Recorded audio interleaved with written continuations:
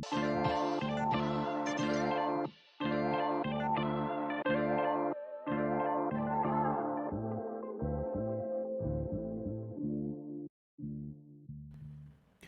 boys and girls, and welcome to this special edition of Movie Goodness here on the KB Radio Network. And this is my review of Netflix new action thriller, the sequel to the 2020 action film starring Chris Hemsworth, Extraction. We get Extraction 2, which was released on Netflix this past Friday, June the 16th. How are you doing, everybody? I hope everybody enjoyed their weekend, enjoyed their Father's Day. Happy Father's Day to all the fathers. Enjoying their Juneteenth 3-day weekend, and maybe checked out a few films this weekend. You know, you had The Blackening, you had The Flash, you had Elemental, and on Netflix you had Extraction 2. And if you would have asked me what would be the best movie to come out of this weekend, I would have immediately said The Flash. It's a no-brainer. I would have said The Flash. Had you asked me that a week ago, well, what's going to be the best movie to come out next weekend? The Flash. That's a stupid question. I was wrong. I was wrong. The best movie to come out of this weekend was on Netflix, Extraction 2. I'm a huge fan of the first Extraction film. It came out of nowhere. Chris Hemsworth, who a lot of people know as Thor in the MCU, hasn't been very successful outside of that franchise. So, him being in an action film on Netflix, and this is not to poo-poo on Netflix, but I mean, you know, nobody looks for Netflix to give you quality like this. You know, like super good films like this. Every now and then you'll get all right movies. You know what I'm saying? But for the most part, you're not looking for that. You're just looking for entertaining films that's gonna occupy your time while you're sitting around the house, or you're doing some cleanup chores around the house and you just have this on in the background, or so on and so forth. But Extraction was amazing. I love the action. That film was directed by Sam Hargrave, and he returned to direct part two. And if you've seen the first one, you know that the action in that movie was like top notch. I love the camera work. I love the actual in camera special effects, fighting, not reliant on CGI type film, and that's what that was. And it was on the level of a John Wick film. I guess that's the best example I can give. Granted, these aren't fantastical films like John Wick. John Wick is entertainment. That is that is surely what John Wick is for. It does an excellent job in doing so. But you know, some of the things in that movie, some, who am I kidding? A lot of the things in those movies are just beyond disbelief. You know, John Wick, yeah, he takes a beating, but absolutely nothing can stop him. He wears a bulletproof suit, and he can get shot 1,000,001 times, but bullets bounce off him and all this here. It's entertaining, you know. But in Extraction, we see the main character played by Chris Hemsworth, Tyler Rake. I mean, just go through the ringer, you know, and get beat up, get shot, and presumed dead at the end of the first one. But we get a sequel, so you know he survived. And the film opens up and quickly explains that away. It's like, you know, okay, we know how we left that last film off. And you can tell that either the producers or Netflix said, we got a hit with Extraction. Extraction, the first Extraction, was Netflix's most viewed movie ever on that service. So you know that they were going to clamor for a sequel. And so they had to bring back this character that they killed off allegedly in the first film. And they explained it away. And it, for me, and I'm not the sharpest knife in the drawer, I went with it. You know, I accepted that he fell into the little river and he managed to survive. I'm cool with it. And, you know, uh, his rehabilitation, he going through all that, and the time it took for him to get back on his feet. I'm with that. You know, because in most films, when a character like that goes through what he went through, they'll quickly like, oh, he'll bounce back from it, and boom, we back to the action. No, he had they actually took the time and had him recoup. Uh, One of the main things in this film that I respected and loved was the story. The first one had a story. Don't get me wrong, but it was, you know, it was cut and dry. You know, it was copy and paste, nothing innovative, to be honest with you, and that's fine. For that type of movie, it was good. It you know, it was just a long chase.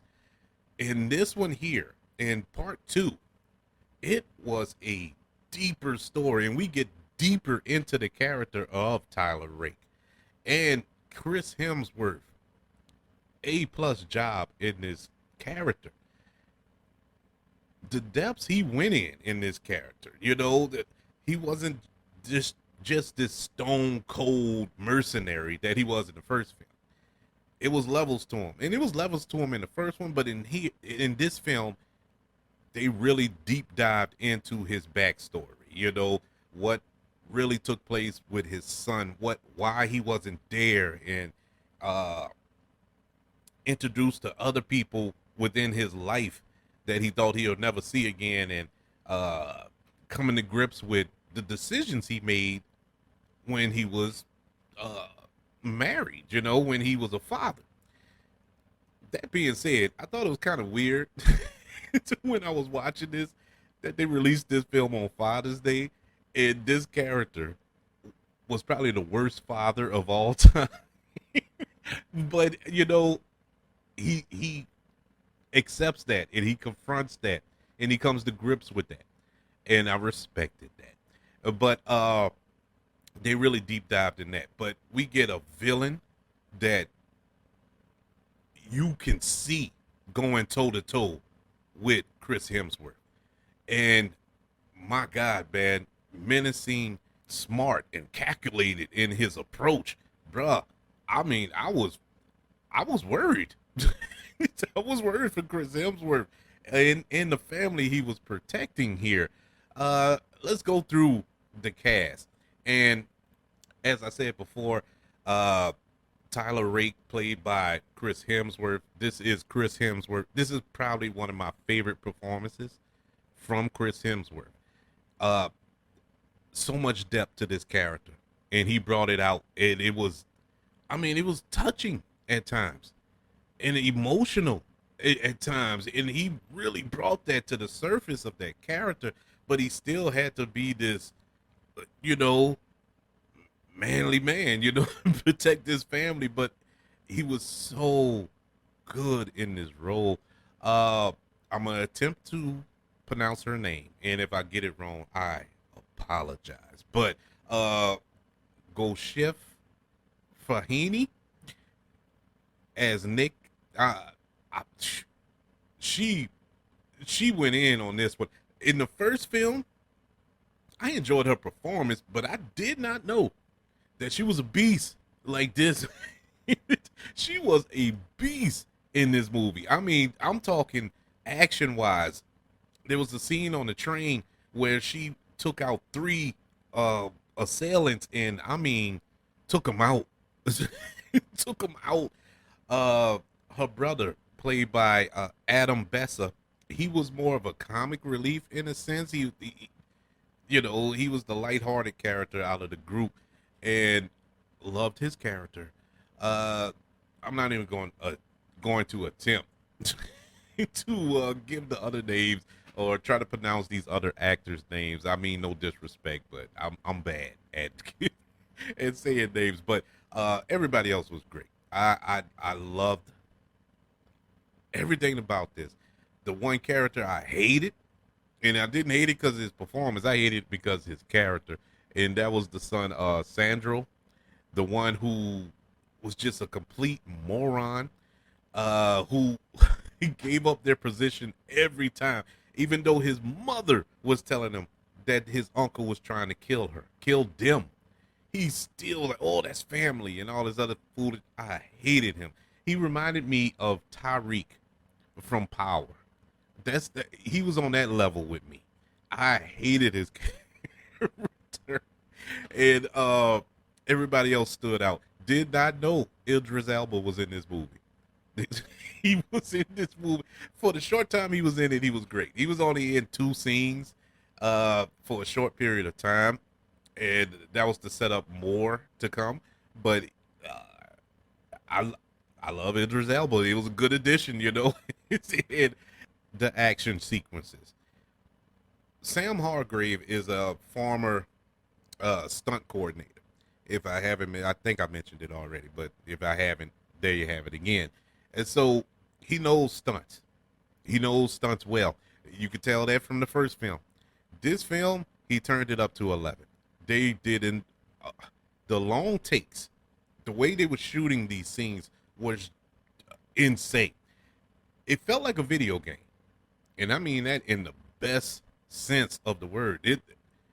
It was a scene on a train, and it felt like if you ever played Uncharted, the second one, Uncharted 2, when Nathan Drake was on the train and he was shooting his way up the train, it was just like that. It felt like that.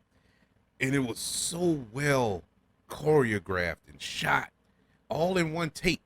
Even though, you know, they hide the cuts, you know, when they dart around a door or around a corner, you know, that's where the cut is at. But they do a good seamless job of it, and it feels like one long continuous take. And even in the prison escape, with the fighting and the brawling, that riot that was going on, and I'm just adrenaline filled. Adrenaline filled. The car chases. Once again, long takes. Adrenaline filled. You at no point should you ever get bored with this movie.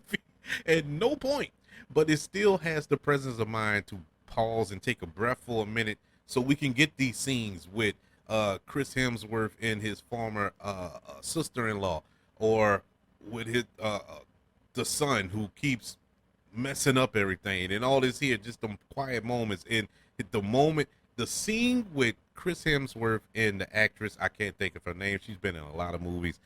Not that I can think of it, but I can't pronounce it. But she's been in a lot of movies. Most recently, she was in Black Widow. She played Taskmaster in that film. She plays his ex-wife, and the scene they had at his cabin when he apologized for leaving when their son was dying, and the pain in how he was trying to tell her, I'm sorry, and the tears coming out of his eye. I mean, the pain. Chris Hemsworth, bruh. Chris Hemsworth did this beautiful. And then we get into another action scene. It just worked. Everything flowed perfectly here. My only flaw, and I only have one flaw with this movie, is the end. I did not like the end. I mean, how it went off. You know, how they vanquished the villain here was cool. All that was great. But how it went off, it felt Avengers to me. It felt like the end of a Marvel movie to me. How they're setting up a sequel, and there will be a sequel. There's no doubt about it. And I'm all here for it. I just don't like the way it was set up. It was kind of like, it felt like an Avengers movie. The way they set it up. The Idris Elba character is like Nick Fury, who's recruiting the Avengers to start a team or something. That's what it felt like at the end. And it was just like, you know, because everything else felt throughout this film felt so real. And for it to end the way it did, it was like it wasn't bad. It could have ended a scene earlier and I would have been happy, because the scene before this was the uh Chris Hemsworth ex-wife coming to visit him and basically telling him that our son didn't look at you as a coward. He looked at you as a hero. Yeah, so you holding on to this guilt for nothing. you know, you holding on to it for nothing. He understood why you left, and all this here. And so that was powerful. And it should have ended on that note, I felt. And then next thing you know, we got another scene. And it kind of was like, okay, it felt kind of shoehorned in. But I'm not going to kill the movie for that. I think this is an excellent sequel to an excellent film. All you ever ask for out of sequels is for it to surpass, to be equal or better than the original, and Extraction 2 surpassed the original in my eyes. Extraction 2, which is currently available on Netflix, gets a letter grade of an A-. Amazing movie. If you're an action film lover, this is the movie for you. Beautiful. And if you loved the original, if you liked the first Extraction, you're gonna love this one. Good to great performances, awesome action, and a deeper story. Check it out. Extraction 2 is currently on Netflix. I highly recommend it. But what's more importantly, if you've seen it, and how do you feel about it? And if you haven't seen it, do you plan to check it out? Let me know by emailing the show, kbradiopodcast@gmail.com. You can also look me up on Twitter at the KB Radio Network, and on other social media platforms, just look up the KB Radio Network. Don't forget that we are on YouTube as well. Look up the KB Radio Network channel, subscribe, and like this video if you please. Also, everybody, if you're listening on Apple Podcasts, Spotify, iHeartRadio, wherever it is you're currently listening to Movie Goodness, don't forget about the 5 stars, the reviews, and sharing this show with all of your loved ones. Everyone, thank you for joining me for this review of Extraction 2. I wasn't planning on reviewing this movie, but I had such a good time with this film, and I'm hoping and praying that you check it out. In the event that you haven't, I want to spread the word. Go check out Extraction 2 now on Netflix. Want you all to know that I love you, continue to love one another, and until we speak again, you all be blessed.